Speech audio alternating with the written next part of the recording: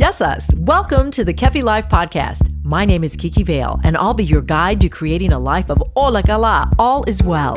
Together, we'll get back to the basics, and we'll explore fresh new ways to flourish in mind, body, and soul the Greek way. You can look forward to interviews, stories, essential self-care strategies, recipes, and actionable takeaway Olakala moments. This is going to be so much fun. Let's get going. Πάμε! Kefi Life, where you harmonize the mind, body, and spirit. And today we are doing a video episode. You'll notice that we'll be doing this sporadically, coming to you live from Spira Farms. And I want to plug Spira Farms in Lamont because they sell the best microgreens and the tastiest microgreens. This podcast was created with love by me 2 years ago, and it is to harmonize the mind, body, and spirit. The spirit, we do not want it to become frazzled. For when it is frazzled, it affects our health. What about when we are getting ready for a move? Oh, this can be overwhelming. What about if we're going to another country? My goodness, we want to think about things like minimalism and decluttering and cleaning up. And how do we do this by ourselves? Not possible. We go to the Gab It Out Girls. Linda and Laura of Gab It Out, thank you for being here today. Oh, it's our pleasure. It is so good to see you. Now, Linda, you've been a guest on Gab It Out before. And you've also worked in my home. And this is primarily why I brought you here today, because you gals are so good at what you do. And today we're going to focus on a couple things. The first one is the upside of downsizing. So a lot of times people will go from a large home to a condo, or they'll have to transfer to another country, or their family is, growing up and moving out. So let's talk about that. Walk us through the first steps of downsizing. Well, first of all, most people think that moving is about boxes, right? That's the first thing you think of, are boxes. I have to move, I got to pack.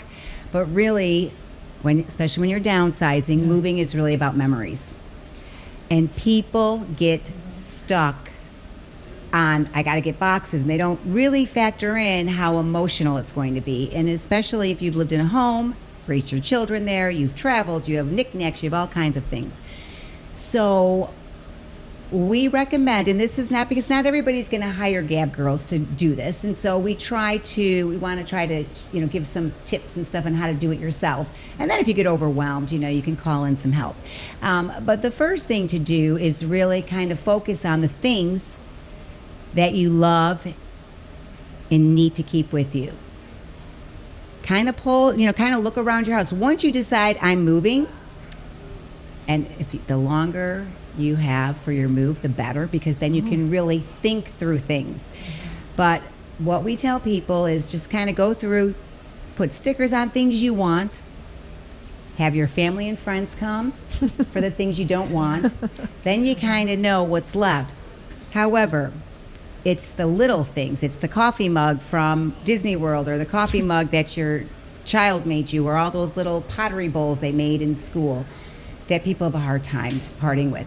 Yeah. And a lot of times we see this stuff in boxes, so it's not being displayed. And so we kind of talk, when we are called in to help, we kind of talk to them about it's sitting in a box.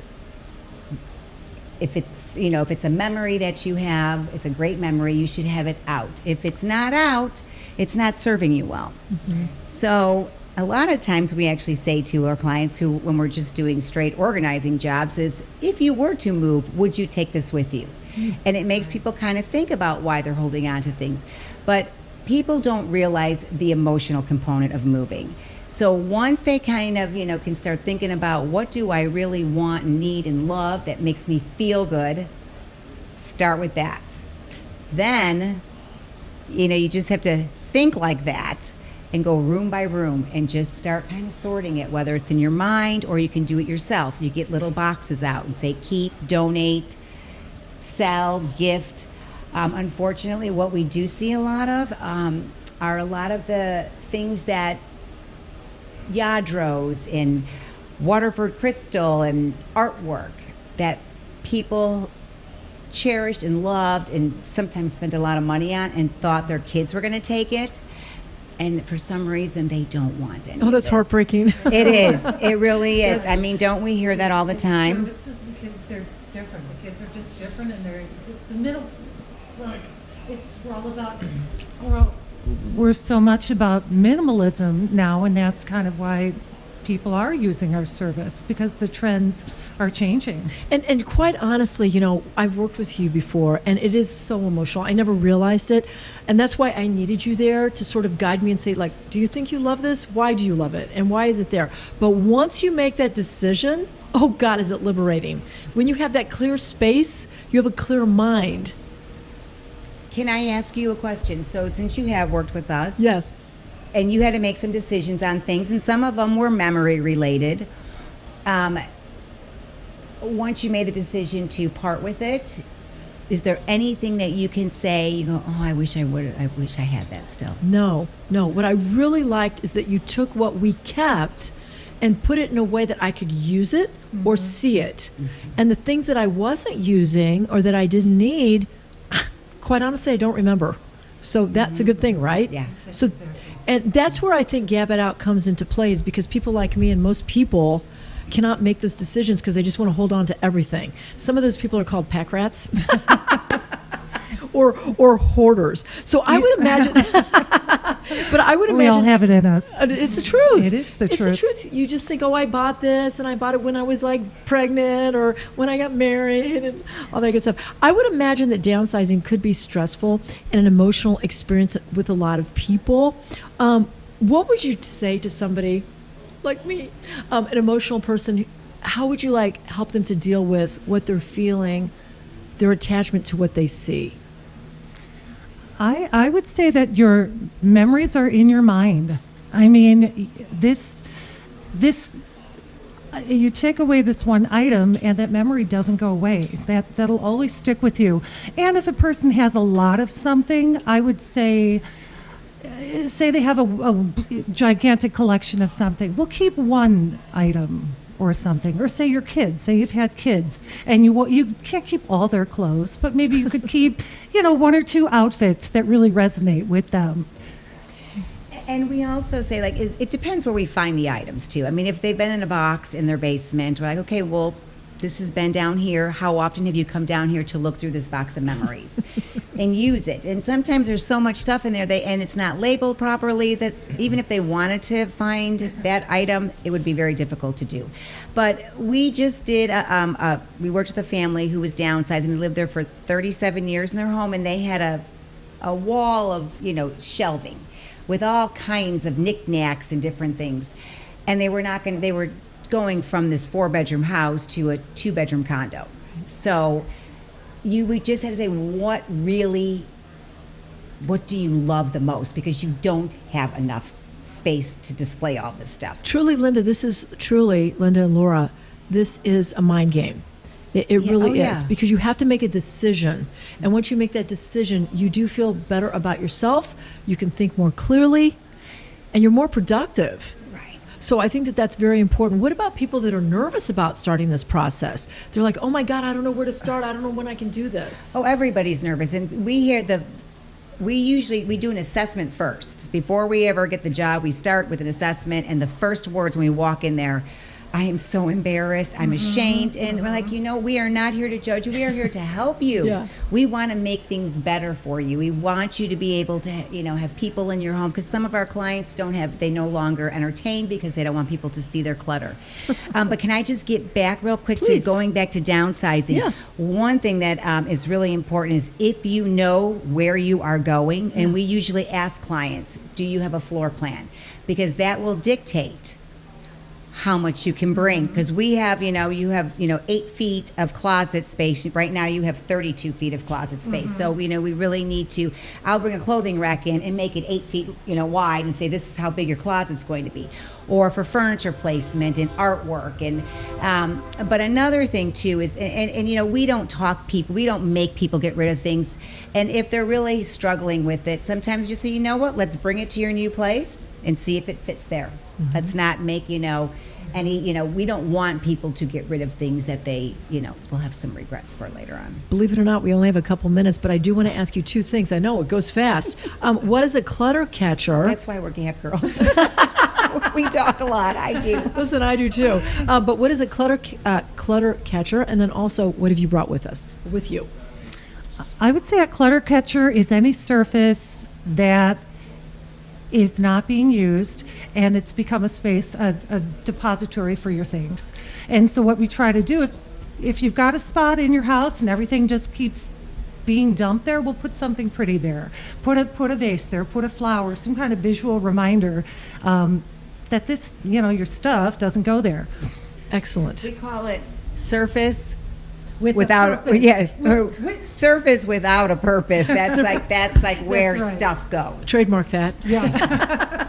We just came up with Yeah, I love it. I love it. And then what about this now? Because I wanted to talk to you quickly about tools that we can use. It's all about sorting, and it's all about putting like things with like, and it's really about clear bins and labeling them. So once you go through and you sort through and you find out the things you love and want and need, everything should have a place. This way, when you take it out, it goes right back in. So we tend to use storage bins of various sizes. Sometimes we give our clients certain sizes on purpose because we want to limit how much they're going to keep of one thing. And I'll give you an example like scarves. We have, when we do closets, there's, hundreds sometimes of neck scarves. And we're like, okay, we can roll up and we can fit 50 in here. And so that we try to use the bins for limits. But more importantly, we put a label on it. And, being a former teacher, I used to use labels in my classroom. I was a special ed teacher prior to this career. And I started using it with my kids. We use it with adults, and it gives a visual cue as to where to put things. So actually, maybe we can let you talk about how it's helped you. My favorite spot in the house that you've labeled, there are two. One you worked on and one you did.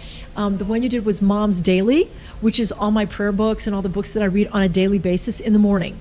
So I just know I'll put them there, I'll take them out, I know how to get them. As soon as I'm done, I put them right back. Same spot, Mom's Daily. And another thing is, Stacey was working on the cupboard and labeled there were bins with certain foods in them, and it just keeps you really organized, and that way it's just not like all piled in there. Exactly. So this is really great.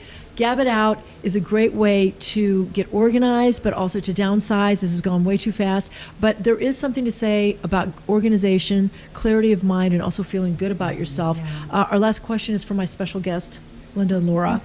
Please answer this question. In my life, I've learned that. I've learned that.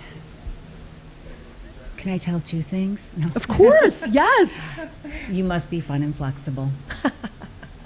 In any situation, a little bit of fun, a little bit of flexibility, things will work out. But as an adult, what I've learned is fear can keep you from doing things, and don't let fear keep you from finding your happiness, whether it's fear of letting people into your home to help you get things organized, fear of publishing a book, fear of driving a car, riding a bike. So fear and fun and flexible. And I would say that we are more alike than we think we are. So if we're all people and we're all doing the best we can, and we're very similar. So when people come in, or when people are embarrassed with us coming in to show us their things, we're just people. We're all the same. That's what makes the world go round. Mm-hmm. Thank you so much for being here on the Kefi Life podcast. And really quickly, where can people find you? GabItOut.com. GABITOUT. Check it out. Kiki Vale is the founder of Kefi Life. She is passionate about whole person wellness and living a fulfilled life. Her Kefi Life podcast is created to simply and naturally help you harmonize the mind, body, and soul the Greek way. Visit KefiLife.com, at KefiLife365 on Instagram, and check out Kiki Vale on LinkedIn and on Twitter. Join us again next time for more positive energy and inspiration on Kefi Life.